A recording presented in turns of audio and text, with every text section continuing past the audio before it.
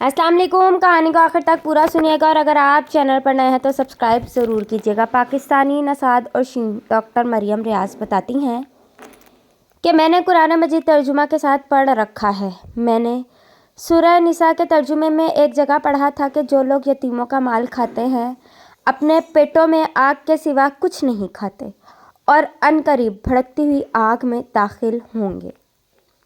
मैं इस आयत के तर्जुमे को पढ़कर सहम गई थी क्योंकि मेरे वालिद साहब और ताया ने अपनी चचाजाद बहन का हक गज़ब कर रखा था, जो कि यतीम भी थी और लावारिस भी। मुझे याद है जब वो आखिरी बार अपना हक मांगने आई थी तो उसने अपने मासूम बच्चे को उठाकर कंधे से लगा रखा था और जैसे ही मेरे ताया के सामने उसने अपने हक का मुतालबा किया तो मेरे ताया ने जानवरों को ज़िबा करने वाले छुरे से उस पर वार किया। छुरा उसके बाजू में लगा और गोश्त को उधेड़ते हुए उस हड्डी तक जा पहुंचा था। बच्चा उसके हाथ से छूटकर ज़मीन पर गिरा। वो अपनी तकलीफ़ भूलकर बच्चे को संभालने लगी। जल्दी से बच्चे को उठाया और घर से भाग गई। उस दिन के बाद वो कभी अपना हक मांगने मेरे वालिद साहब या ताया के पास ना आई। मुझे याद है उसके घर में पट्टी के लिए पैसे ना थे, बल्कि खाने तक के लिए ना थे तो पट्टी के लिए कहाँ से आते। लिहाजा वो दरख्तों के पत्ते पीसकर उनमें हल्दी वगैरह मिक्स करके बाजू के ज़ख्म वाली जगह पर लगाती और दुपट्टे की मदद से बांध देती। मेरे वालिद साहब की चचाजाद बहन रिश्ते में मेरी फुप्पो थी, मुझसे महज 8-9 साल बड़ी थी। इसके वालिद साहब के फ़ौत होने के बाद ज़मीन मेरे दादा के पास आई और दादा के बाद मेरे वालिद और चचा ने कब्ज़ा कर लिया। जबकि उसकी वालदा भी उसकी शादी करके कुछ अर्सा बाद शौहर ने तलाक दे दी। अब उसके करीबी वर्सा में से हम लोग ही बचते थे, लिहाजा वो हमारी दहलीज पर आ बैठी। मगर मेरे वालिद साहब और चचा ने उसकी कफ़ालत से इनकार करते हुए उसे घर से निकाल दिया। किसी ने एक दिल फैमिली ने उसे अपने घर का एक कमरे में रहने के लिए दे दिया। जो भी हो सकता उसकी मदद भी करते और उसका ख्याल भी रखते थे। फिर वो लोग करीबी शहर मुंतकिल हो गए। घर मेरे वालिद साहब की चचाजाद बहन के सुपुर्द कर गए और मेरे वालिद साहब की चचाजाद बहन ने लोगों के घरों में काम करके गुजारा करना शुरू कर दिया था। इसी दौरान वो अपना हक मांगने आई थी तो मेरे ताया ने उसे छुरा घोंप दिया था। अपने हक की बजाय वो यहाँ से इतना गहरा ज़ख्म लेकर गई थी कि पलट कर कभी उस दरवाजे की तरफ भी ना देखा। जिस दिन मैंने कुरान पाक की आयत मुबारक का तर्जुमा पढ़ा उसी दिन मैंने फ़ैसला किया कि अपने वालिद साहब और ताया को समझा बुझाकर उनकी चचाजाद बहन को हक दिलाऊंगी और इनको कायल करूंगी कि अपनी चचाजाद से माफ़ी मांग लें ताकि रोज़े महशर अजाब से बच जाए। मैंने घर पहुंचते ही वालिद साहब का पूछा तो वो घर में नहीं थे। मैं ताया अबू के पास गई तो वो मिल गए। मैंने उनको कुरान पाक की आयत का हवाला देते हुए तायाजाद बहन का हक देने का कहा तो वो मुझ पर भड़क गए और मुझे कहने लगे, तू सियाको सबाक से हटकर आयत का मखसूस हिस्सा सुना रही है। मुझे डांट दिया और ख़ुद पास पड़ा देसी घी का पराठा खाते हुए बोले कि ये रिस्क मेरे नसीब का है, तो मेरे पेट में जा रहा है, उसके नसीब का होता तो उसके पेट में जाता। मैं खामोशी से वहाँ से उठाई क्योंकि मुझे यकीन हो गया था उनके दिल पर मोहर लग चुकी है। मैं शाम को जब वालिद साहब घर आए तो उनके पास कुरान पाक लेकर बैठी और तर्जुमे के साथ सूरह निसा पढ़ने लगी। जब मुतलका आयत पर पहुंची तो उसे ऊंची आवाज़ में बार बार दोहराने लगी। मेरे वालिद साहब पास बैठे थे। मैंने उनको मुखातिब करके उसके तर्जुमे की वजाहत चाही। जब उन्होंने तर्जुमा पढ़ा और वजाहत करने लगे तो मैंने कुरान पाक बंद करके रहल पर रख दिया और उनकी वजाहत के बाद उनकी चचाजाद बहन का जिक्र छेड़ लिया। मेरी बात समझकर उन्होंने उसी वक्त अपने भाई और अपने चचाजाद को बुला भेजा। जब दोनों आ गए तो मेरे वालिद साहब ने अपनी चचाजाद बहन का हक देने के लिए बड़े भाई से बात की। मेरा ताया एक बार फिर हत्थे से उखड़ गया और अपनी चचाजाद को मारने के लिए लपका तो मेरे वालिद साहब दीवार बनकर खड़े हो गए। मेरे ताया नाराज़ होकर चला गया। मेरे वालिद साहब ने अपने हिस्से की ज़मीन से अपनी चचाजाद बहन का हक अदा कर दिया। बाकी की ज़मीन से घर का गुजारा चलाने लगे। मेरे वालिद साहब की चचाजाद बहन यानी मेरी फुप्पो भी हमारे साथ रहने लगी। उन्होंने हमें पिछली गलतियों और उनका जो हक हमने जाने अनजाने में खाया उस सब के लिए माफ़ कर दिया। वक्त गुजरता रहा, मेरे वालिद साहब फ़ौत हो गए। मुझे याद है मेरे वालिद साहब जुम्मे के रोज़ जुम्मे की जमात के दौरान हालत सजदे में फ़ौत हुए। मुझे यकीन हो गया कि अल्लाह ताला ने मेरे वालिद साहब को माफ़ करके उनको बख्श दिया है। जबकि मेरा भाई MBA करके रशिया मुंतकिल हो गया। मुझे और वालिदा साहिबा को साथ ले आया। वहाँ की सारी ज़मीन हमने वालिद साहब की तायाजाद बहन के हवाले कर दी। میں نے یہاں MBBS کی ڈگری مکمل کی اور جاب شروع کر دی۔ چند دن پہلے مجھے پتہ چلا کہ میرے تایا کی حالت انتہائی تشویشناک ہے، بچنے کے چانس نہیں ہے، تو میں بھائی اور والدہ کے ہمراہ ان کی خیریت دریافت کرنے چلی گئی۔ یقین کریں وہ عجیب اذیت میں مبتلا تھے۔ وہ کہتے تھے میرے پیٹ کے اندر جلن ہے، اور جلن اس شدت کی تھی کہ چھوٹے بچوں کی طرح بلک بلک کر رو رہے تھے۔ ڈاکٹرز نے بتایا تھا کہ معدے کا السر آخری سٹیج پر ہے۔ ان کو پرائیویٹ ساؤنڈ پروف کمرے میں منتقل کر دیا گیا تھا تاکہ ان کی آواز سے کوئی اور ڈسٹرب نہ ہو۔ میں ان کی حالت دیکھ کر خوف خدا سے لرز رہی تھی۔ میں فوراً گھر آئی اور اپنے والد صاحب کی چچا زاد بہن کی منت سماجت کی کہ وہ میرے تایا کو معاف کر دے۔ پہلے تو وہ نہ مانی، پھر میں نے اسے قرآن کا واسطہ دے کر منا لیا اور اسے لے کر اسپتال پہنچی۔ تب تک بہت دیر ہو چکی تھی۔ میرے تایا شدید اذیت سہنے کے بعد مر چکے تھے اور مجھے پتہ چلا وہ پچھلے 1.5 ماہ سے اس حالت میں تھے۔ اب مجھے پوری آیت کی سمجھ آئی تھی کہ جو لوگ دوسروں کے حق کو اپنے نصیب کا رزق کہہ کر کھاتے ہیں کیسے وہ عذاب کا شکار ہوتے ہیں، اور میرے تایا کی موت کے بعد آیت کا حصہ ابھی باقی تھا کہ وہ عنقریب بھڑکتی ہوئی آگ میں داخل ہوں گے۔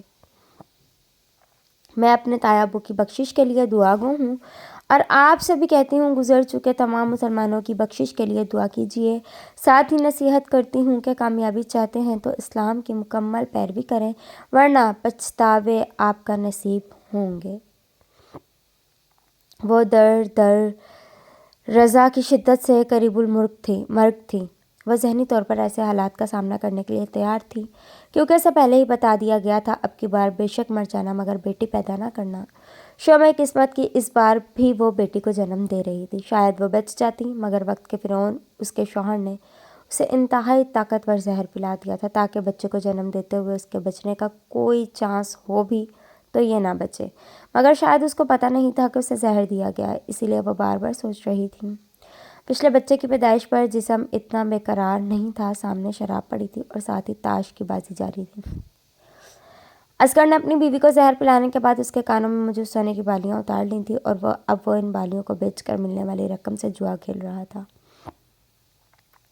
باعث حیرت تھا کہ شراب میں دھت یہ اصغر دن بھر لوگوں اچھائی کی تلقین کرتے نہیں تھکتا تھا، اور شاید اس کے ساتھیوں کو بھی اس کی کبھی حرکت کا علم نہ تھا، ورنہ وہ دنیا کے اس ذلیل ترین انسان پر تھوک دیتے۔ جب اسے یقین ہو گیا تھا کہ اس کا آخری وقت آ گیا ہے تو اسے اپنے مر جانے سے زیادہ فکر اپنے نئے آنے والے بچے کی تھی۔ لہٰذا جب وہ مکمل بے بس ہو گئی اور اسے محسوس ہونے لگا کہ اس کا نچلا دھڑ بے جان ہو رہا ہے تو اس نے اپنے شوہر کو زور زور سے پکارنا شروع کر دیا تھا تاکہ کم از کم نئی آنے والی زندگی تو بچ سکے۔ اصغر کی آوازیں پورے کمرے میں گونج رہی تھیں مگر شاید باہر نہیں جا پا رہی تھیں۔ کمرے کی دیواروں سے ٹکرانے کے بعد پلٹ کر واپس آ رہی تھیں۔ اگر باہر چلی بھی جاتی تو وہاں نازیہ رشید کا کوئی مددگار نہ تھا، اس لیے وہ بیچاری شوہر کو پکارتے پکارتے نڈھال ہو گئی تو اس کی آنکھوں میں ویرانی اتر گئی، زبان پر کلمہ طیبہ کا ورد جاری ہو گیا، منہ سے نکلنے والی جھاگ نے اسے یقین دلا دیا کہ وہ مر نہیں رہی بلکہ اسے مارا جا رہا ہے۔ اسے پتہ چل گیا کہ اس دنیا میں آنے والا بچہ آنے سے پہلے ہی زہر کے اثر سے مر چکا ہے، لہٰذا وہ بے بسی سے مسکرائی اور رب کی رضا کے سامنے سر جھکاتے ہوئے کہا، اسی میں بہتری ہوگی۔ ساتھ کلمہ شہادت پڑھتے ہوئے رب تعالیٰ کی ذات پر اپنے ایمان کو تازہ کیا اور اپنی جان آفرین کو الوداع کہہ دیا۔ اب کمرے میں پڑے مردہ وجود کے اندر بھی ایک مردہ وجود منتظر پڑا تھا جسے پیٹ کے اندھیرے سے نکال کر کمرے کے اندھیرے میں ڈال دیا جانا تھا۔ ساری رات شراب پینے کے بعد صبح سورج نکلتے وقت اصغر گھر پہنچا تھا اور پہنچتے ہی بستر پر ڈھیر ہو گیا تھا۔ جب سپہر 3 بجے اٹھا تو شراب کا نشہ اتر چکا تھا۔ اسے اپنی بیوی کی یاد آئی تو وہ فوراً اس کی حالت دیکھنے کے لیے کمرے میں پہنچا۔ کمرہ کھول کر اندر داخل ہوا تو بیوی کو مردہ پایا، بجائے افسوس کے اسے خوشی ہوئی تھی، مگر محلے کی ہمدردی بٹورنے کے لیے اس نے مگرمچھ کے آنسو بہانے شروع کر دیے تھے۔ اس کی چیخ و پکار سن کر محلے کے لوگ پہنچے تو انہوں نے فوراً اسے اصغر کو اپنی بیوی کا قاتل سمجھ لیا، مگر پھر چند سمجھدار خواتین نے اصغر کی بیوی کی حالت دیکھی تو اس کی موت کی وجہ زچگی کو قرار دے دیا، کیونکہ اصغر زہر دینے کے ثبوت مٹا چکا تھا۔ یوں اس کی بیوی اور بچی کو دفنانے کے بعد اصغر نے لوگوں سے مالی مدد طلب کی۔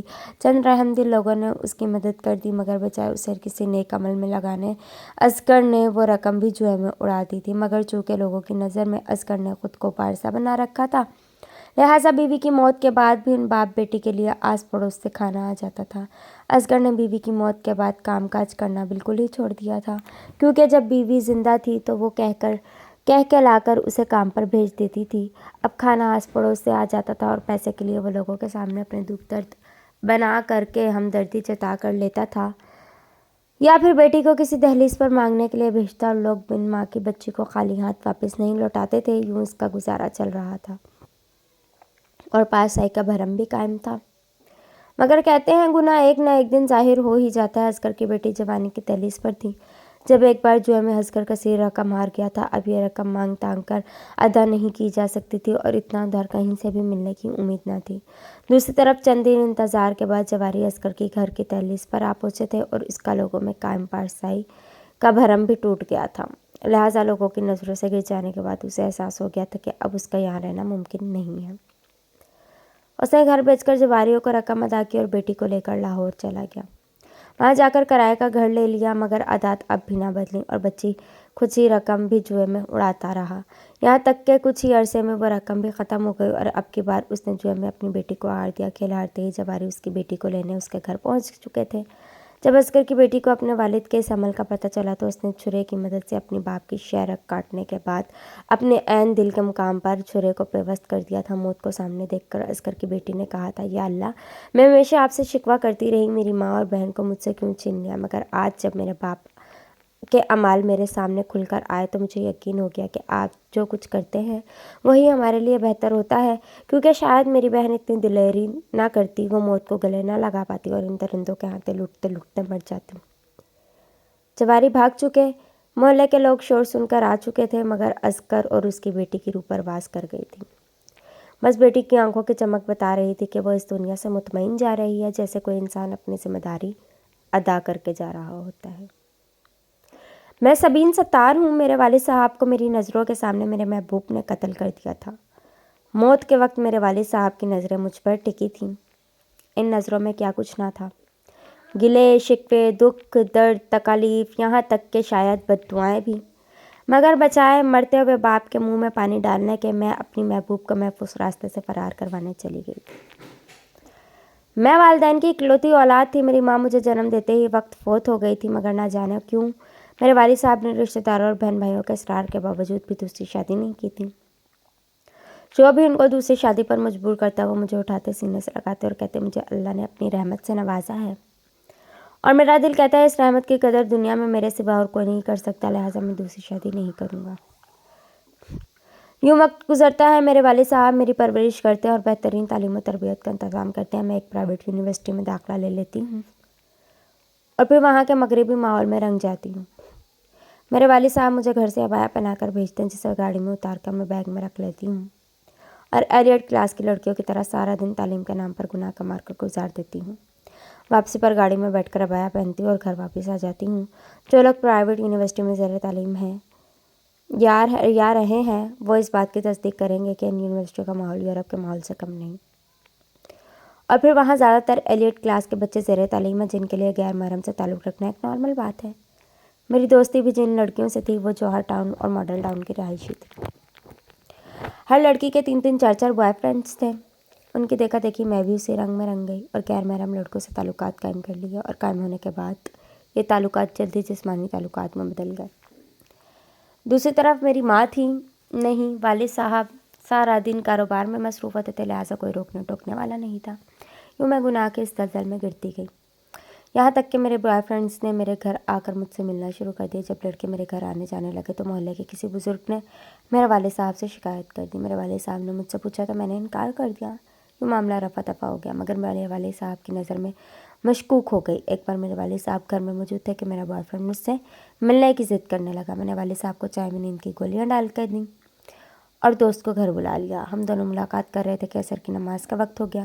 میرے والد صاحب نماز کے لیے اٹھے، جو کہ میری امید کے برعکس تھا، کیونکہ میرے والد صاحب میرے حساب سے ان کو نماز عشاء کے بعد اٹھنا تھا۔ خیر، میرے والد صاحب نے وضو کیا اور سیدھا میرے کمرے میں آ گئے، جہاں میں اپنے دوست کے ساتھ دور جدید کی محبت نبھا رہی تھی۔